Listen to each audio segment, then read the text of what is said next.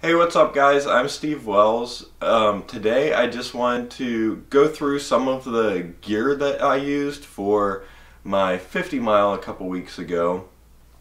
I was getting ready for this race and I was looking for some different gear lists, looking up some videos on YouTube, that kind of thing, to try to find out what gear worked well for people, make sure I wasn't forgetting anything. But I really didn't find that much out there, and so I wanted to put this together to help anyone out there that's getting ready for 50K, 50 mile. So I want to start by going through, I had my girlfriend at every aid station along the way, so I was able to have a bag with everything extra that I needed in it for the entire race. But let's start out. So this left side pocket here, I kind of put like emergency first aid type things in here. So I have this first aid kit that is literally just from Target. It's like $2 or something. Has like band-aids and gauze and wipes and that kind of thing, just in case we needed those for anything. Some hair ties, just in case my hair was annoying me. So some AAA batteries that I'll kind of get back to later. I think this is, I forget what brand this is, but this is Run Guard. I took the label off of it, put some tape on it, just so if I carry it with me, sometimes I have some tape with me as well. So that's just essentially like the same thing as Body Glide, that kind of thing. Okay. This is a very important piece of gear. So we've all used band-aids before, we've all ripped off hair before, we've all had them slide around on us before. So if you haven't tried nip guards before, you need to go out and get a pair. So essentially all these are, there's these little foam things that you peel off of here, and it actually has a cutout, and you just stick that right on your nipple and you're good to go for the entire day. I was out there for, you know, almost 14 hours, did 50 miles, wore one pair the entire time, didn't think about them once. What else do I have in here? So also have some Vaseline in there. Vaseline, I found, you know, it was really windy that day, pretty cold, and really dry, and so would just stick my finger down in there, get it on my lips and on my nose, and it would help me out there a lot. Also, so some people will take this stick and rub it down in between their legs and their groin and where it chafes down there. I don't like doing that just because it just kind of weirds me out sticking this down there. And I found, like, for me at least, this doesn't work as well. And so what I'll usually do is just get a handful of Vaseline. I'll just grab some Vaseline, just stick it down my pants, rub it around a little bit, and I'm good to go for the next few hours at least. Nobody will even think twice about it at those aid stations. And then I just have some tape just in case. Then in the main pocket here I have my Ultra Superiors, which I took with me just in case you know, something happened and I needed a backup pair of trail shoes. Then giant bag of extra nutrition, which I'll talk about nutrition a little bit more later. I have just this light jacket, which I didn't wear at all, just had it with me just in case, you know, if it started drizzling a little bit, it was too cold and I needed an extra layer. It was super windy, I could stick this on and be a little bit more comfortable. Then in here, I also had my Charge Adventure power bank. This thing is super awesome. It's heavy, but it's super durable and completely waterproof. And so I had this with me if my phone died, or if my headphones died or anything like that. I would dump them at the aid station. Then my girlfriend could plug them into this as she was waiting, so we didn't have to leave like the car running or anything to charge up batteries. And then the rest of this pocket is just random snacks that I actually ended up not even eating pretty much any of them, which I will tell you why later. And then in the end there just had flashlight, so that we always had it there, could easily find things inside the bag after dark. So next let's talk about what I actually wore during the race. It was a lot colder that morning than I expected it to be. I expected it to be like in the 40s.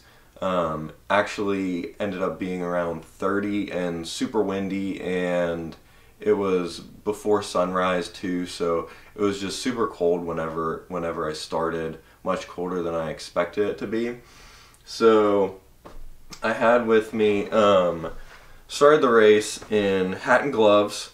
So this hat, it is, I was actually just looking at this earlier. So all I can find is it's one size only and 100% polyester. Other than that, I don't know what brand it is or anything. It's just a plain black hat. Then I have whatever these Nike gloves are. So I started the race in these like Nike dry fit kind of soccer pants. So I really like pants like this a lot because they're a little bit tighter down around the ankles, so they're not gonna swing all over the place and you're not gonna trip over them as you're running, but also a little bit baggier up at the top, so you can actually wear shorts underneath them if you're gonna want to pull these off later. So makes it way easier, and also the looser fitting up at the top makes it so everything isn't out on display the entire time you're running. Then I have this gray Brooks pullover that I picked up somewhere, another stretchy synthetic layer to keep some cold out. So that's the stuff that I started the race in. And then I had what I finished the race in underneath all of that stuff. So as I came into whatever aid station, I could just pull off the pants that I had on, had shorts underneath, and didn't have to mess with like actually changing or anything. So as for the clothes that I actually wore underneath, start out with my shirt. So this is one of our Fleet Feet shirts, but this one specifically was chosen because it's from a company called Icebreaker. So it's merino wool, so keeps you warm, keeps you cool as well somehow. And what's kind of crazy, so people say that merino wool is like antimicrobial, doesn't stink very much if you're using it day in and day out without washing it. And actually, I haven't washed this shirt yet. I found it at the bottom of a laundry basket to film this video. I ran in this shirt for 14 hours, and it smells a little bit, but like I can bear to be, you know, have it near my face, which is actually kind of crazy. Compression shorts, which I always wear, chafe really bad if I wear anything else, even if I'm wearing like lined shorts. So these are Nike Pro compression shorts. The reason I got these was because I had a bunch of old pairs that were probably about 8 years old. They were literally the only compression shorts I had ever bought, and I just replaced them like a couple months ago. So these held up for whatever 8-9 years, and so I immediately got more pairs, because if I can only buy these every 9 years, I'm happy with doing that. Shorts. These shorts are the New Balance Impact 7-inch shorts. So they have little nutrition pocket back here, another one over here, and then a bigger zipper pocket over here. These shorts, I actually just stuck my phone right down in the pocket. You zip it up in there. I have an iPhone 6s. It fits perfectly in there. If you have a bigger phone, it might not fit as well, but I find that mine doesn't bounce around. I actually had it in there for the entire race, and it never bothered me once. Let's move on to sock and shoe choice. So socks. These are the Swiftwick Pursuit hiking socks. So not just the regular Pursuit, specifically the hiking version, which I like a lot better. So these are merino wool. So kept my feet pretty warm during the day, had some stream crossings and that kind of thing. Dried out pretty quickly, and had 0 blisters at the end of the day, which is all I can ask for, really. Maybe we'll talk about socks in a video someday. Leave a comment down below if you'd be interested in hearing about socks. It's not really a very exciting topic, but I went with these because they're a little bit higher, so protect my legs a little bit more, kind of keep dirt out a little bit more, that kind of thing. And then I also brought a backup pair of socks that I kept in the very front pocket of my bag, so that I knew exactly where they were whenever I needed them. So my backup socks were another pair of the exact same thing, because I like them so much. Then when it comes to shoes, I had done my last ultra, so my 50K that I had done, I did in the Superior, which were really awesome for probably 20-25 miles. And then after that, it was starting to get a little rough. And so for this race, I upgraded to the Ultra Lone Peak. This is the 4. They just came out with the 4.5. So the Lone Peak is a little bit higher cushion of a shoe. So a little bit more structure to the upper than the Superior has. So for that longer distance, it was significantly more comfortable. I was having some foot problems. I'm not sure if it was the shoe or just my feet. I actually, a lot of the race was on like a cambered hill. So you'd be running kind of sideways, sliding to the outside of your shoes, and I just kept tightening and tightening my shoes. I actually ended up getting a little bit of bruising on both feet, on the outside edge here and on the top of my foot. But I do really like these shoes, and I would wear them again. And then inside I have my, these are the Dynamic Run Super Feet. So a little bit of, you know, kind of light flexible arch support in there, which I really like for trail running, because I need that arch support, but it gives you a little bit more control whenever you're on those uneven surfaces. And these are getting mud all over the place and they stink. Hydration and nutrition. Start with a soft flask that I just had water in. It was just plain water, had in the front pocket here on my vest. The nutrition that I used mainly was Tailwind. So this stuff has pretty much everything you need for the entire day. All of the calories, electrolytes, you name it, it's in here. It's non-GMO, gluten-free, vegan, dairy-free, and soy-free. So if you have any dietary restrictions, this will probably be fine for you still. So what I would do is I would take this stuff and dump the powder down in my bladder here that I kept on my back. So this is 1.8 liters. So I would take 1.5 flavored ones, 1 naked one, so that way I was getting all of the calories and everything that I needed. But it wasn't like a super strong overpowering flavor. You do get like hungry, so you do have to throw in other things in there. I used 2 Gatorade Endurance Fuels, which I don't have any with me right now because I ate them, which are actually pretty good. They go down pretty easy because they're super thin.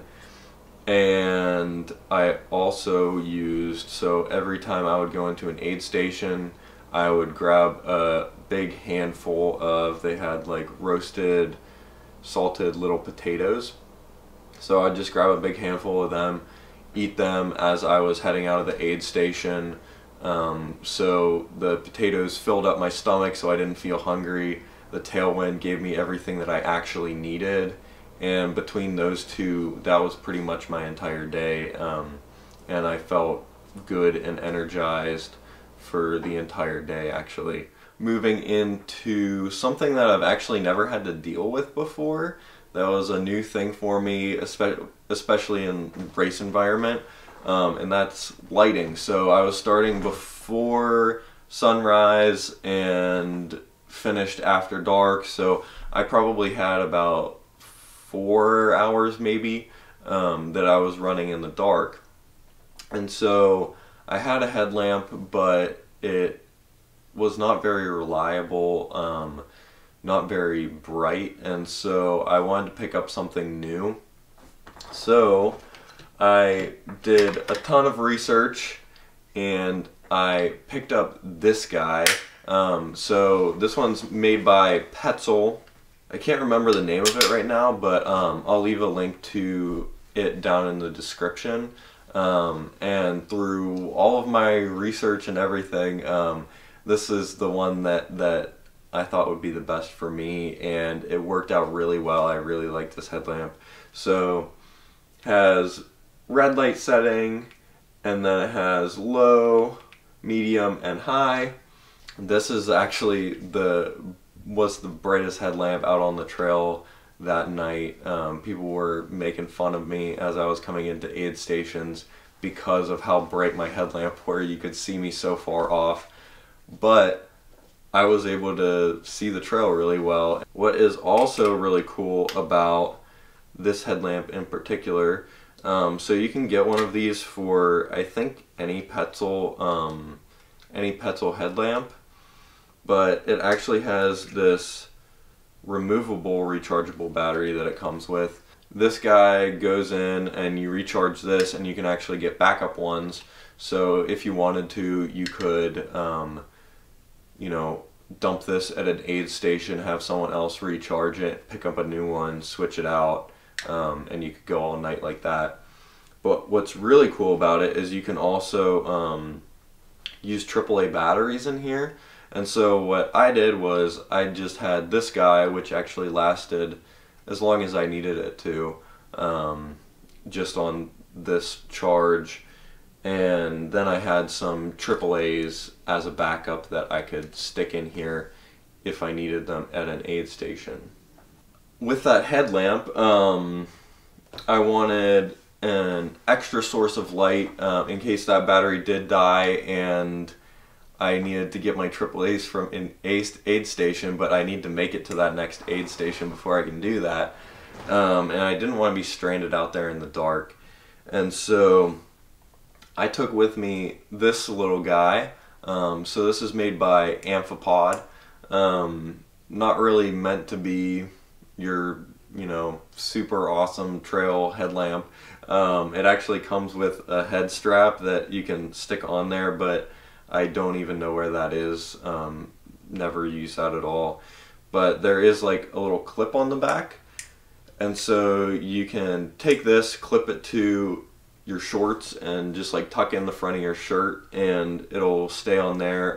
Clip it on your vest, and that'll light up the trail enough so that you can see to get to the next aid station. Then just kind of miscellaneous things that I had with me the entire time. So always carry this no matter what you're doing. Just a length about that long of toilet paper stuck into a Ziploc bag for some weatherproofing. Never know when you might need it. And then these are the headphones that I use. So these are the Aftershokz Air. So this part here sits in front of your ears if you haven't heard of them before, and works through bone conduction, so it sends the vibrations through so that you can keep your ears open, your ears don't get as tired, you can hear what's going on around you and still be able to listen to music. I'll talk on the phone with them on my long runs sometimes. During my race I listen to audiobooks, which is a really good way to pass the time if you haven't tried it before. So then let's take a look at how I actually carried all of this stuff. So the vest that I use is the Nathan Vapor Crawler. So I forget exactly how much this holds, like 12 liters or something like that. But it's the bigger one. So it has this big pocket in the back that I'll a lot of times keep like extra layers. If I like took off my pullover, if I was getting hot, and I would stick it in there super easily. Or you can even stick stuff down in here on the sides, but I don't typically use that just because I kind of forget it's there.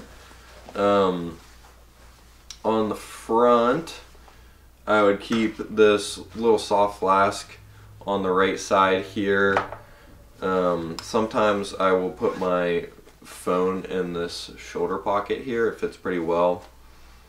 And on this side, I'll keep all of my gel nutrition, anything like that, in here. Garbage in this little Velcro pocket down on the bottom.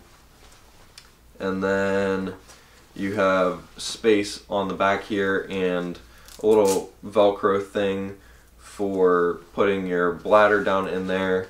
Then the hose just runs up through here over the shoulder, little magnet to hold it on there, and then I'll usually just tuck the other end into this pocket over here so it's super easy to like pull in and out of there. Encourage you to keep drinking during your run. And then there's also this kind of side zipper pocket that I don't use very often just because it's kind of hard to get to whenever it's actually on your back. But I use this for the things that just kind of stay in here, like that little light I was showing you, and the toilet paper and that kind of stuff. Just lives in there. If you have any questions, if you have any gear that I need to try out, if you want to see any videos about any specific stuff that I went over in this video, definitely leave a comment down below. I almost forgot a very important piece of gear. The watch that I used is the Garmin Instinct. I had it in full GPS mode with heart rate, and it was down to about 1 bar of battery life at the end of the day. So I'll make a video eventually talking a little bit more about the features and why I chose this watch. Thanks for watching, guys. Make sure you're liking and subscribed, and I will see you next week.